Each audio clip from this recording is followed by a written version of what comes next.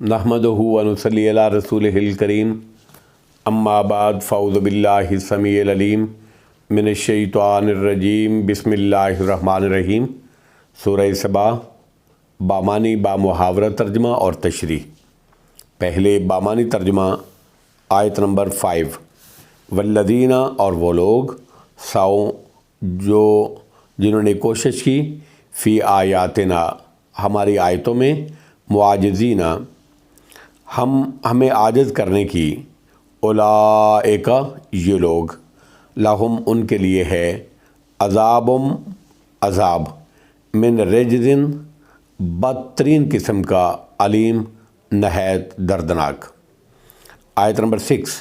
वयरल्लज़ीना और देखते यकीन रखते हैं वो लोग ऊतुल इल्मा जो दिए गए इल्म, ऊतुल इल्म अल्लज़ी जो दिए गए इल्म, अल्लज़ी के वो जो उनज़िला नाज़िल किया गया है इलैका आपकी तरफ, में रब्बे का आपके रब की तरफ से, हुवल हक़ का वो हक़ है, वयहदी और वो हदायत करता है, इला सिरातिल इस रस्ते की तरफ, अल अज़ीज़िल हमीद जो नहायत गालिब लायके हम्दो सना अल्लाह का है। आयत नंबर 7। वकाल लदीना और कहा उन लोगों ने काफरू जिन्होंने कुफ़र किया, हल क्या नदुल्लुकुम हम रहनुमाई करें तुम्हारी, अला रजुलिन ऐसे आदमी पर युनब्बिउकुम जो ख़बर देता है तुम्हें, इज़ा के जब मुज़िक़्तुम जब तुम पारा पारा कर दिए जाओगे, कुल्ला मुमज़्ज़िकिन बिल्कुल ही पारा पारा किए जाना, इन्नकुम तो यकीनन तुम लफ़ी खल्क़िन जदीद अलबत्ता एक नई पैदाइश में होगे। आयत नंबर 8। अफ़तरा क्या उसने बांधा है, अल्लाह अल्लाह पर, कादिबन झूठ, अम या बिही उसको, जिन्ना जुनून लाहक है, बलिल्लदीना नहीं बल्कि वो लोग, ला युमिनूना जो नहीं मान लाते, बिल आखिरते आखरत पर, फिल अज़ाब में, वज़्ज़लालिल बईद और दूर की गुमराही में पड़े हैं। आयत नंबर 9। अफलम यरौ क्या फिर नहीं उन्होंने देखा, इलामा उसकी तरफ, बैन ऐदीहिम जो उनके सामने है, वमा और जो खल्फहुम उनके पीछे है, मिनस्समाए आसमान से, वल अर्ज़ और ज़मीन में से, इन निशा अगर हम चाहें, नक़सिफ़ धनसा दें, बेहिमुल अर्ज़ा उनको ज़मीन में, औ या नुस्कित हम गिरा दें, अलैहिम उन पर, केसफ़म टुकड़े, मिनस्समाए आसमान से, इन्ना बेशक फ़ी ज़ालिका इसमें, लआयतल अलबत्ता अज़ीम निशानी है, लिकुल्लि अब्द मुनीब हर रजू करने वाले बंदे के लिए। अब मुहावरा तर्जुमा और उसकी तशरीह। आयत नंबर 5। वल्लदीन सौफ़ी आयातिना मुआजिज़ीना उलाइका लहुम अज़ाबुम मिन रजज़िन अलीम। और जिन लोगों ने, अल्लाह फरमाते हैं, और जिन लोगों ने हमारी आयतों में हमें आजिज़ करने की कोशिश की। यहाँ रोई से मुराद रोयत कल्बी यानी इल्म यकीनी है, महज रोयत बसरी आँख का देखना नहीं है। अहले इल्म से मुराद सहाबाए किराम रिज़वानुल्लाहि ताला अलैहिम अजमाइन या मोमिनीन अहले किताब या तमाम ही मोमिनीन हैं, यानी अहले ईमान इस बात को जानते हैं और उस पर यकीन रखते हैं। और जिन लोगों ने हमारी आयतों में हमें आजिज़ करने की कोशिश की, उन्हीं लोगों के लिए सख्त तरीन दर्दनाक अज़ाब है, अज़ाब में रजज़िन अलीम, उनके लिए सख्त तरीन اور دردناک عذاب ہے۔ آیت نمبر 6 وَيَرَ الَّذِينَ أُوتُوا الْعِلْمَ الَّذِي أُنزِلَ إِلَيْكَ مِن رَبِّكَ هُوَ الْحَقُّ، اور جن لوگوں کو علم دیا گیا وہ دیکھتے یقین رکھتے ہیں کہ جو کچھ آپ کی طرف آپ کے رب کی طرف سے نازل کیا گیا ہے هُوَ الْحَقُّ، وہ حق ہے، برحق ہے۔ وَيَهْدِي إِلَىٰ صِرَاطِ الْعَزِيزِ الْحَمِيدِ، اور وہ اللہ غالب تعریف والے کے رستے کی طرف کی رہنمائی کرتا ہے۔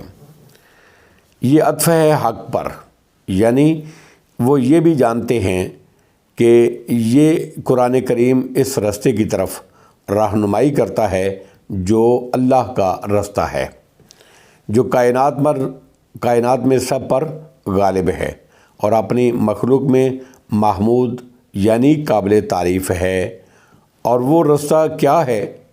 توحید کا رستہ، توحید کا رستہ، توحید کا رستہ، جس کی طرف تمام انبیاء علیہم السلام اپنی اپنی قوموں کو دعوت دیتے رہے کہ قولوا لا الہ الا اللہ تفلحوا تملک العرب والعجم، لا الہ الا اللہ، تمام انبیاء اس کی دعوت دیتے رہے۔ اور جن لوگوں کو علم دیا گیا وہ دیکھتے یقین رکھتے ہیں کہ جو کچھ آپ کی طرف آپ کے رب کی طرف سے نازل کیا گیا ہے وَهُوَ الْحَقُّ، وہ حق ہے، برحق ہے۔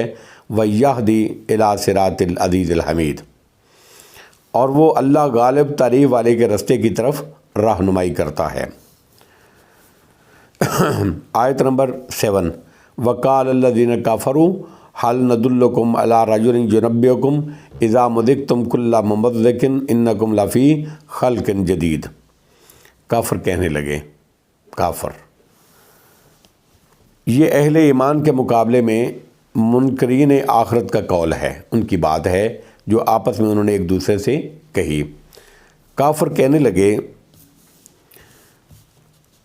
کیا ہم تمہیں ایک ایسا شخص بتائیں، رجل علی رجل، ایسا شخص بتائیں، اس سے مراد حضرت محمد رسول اللہ صلی اللہ علیہ وسلم ہیں جو ان کی طرف اللہ کے نبی بن کر مبعوث ہوئے تھے۔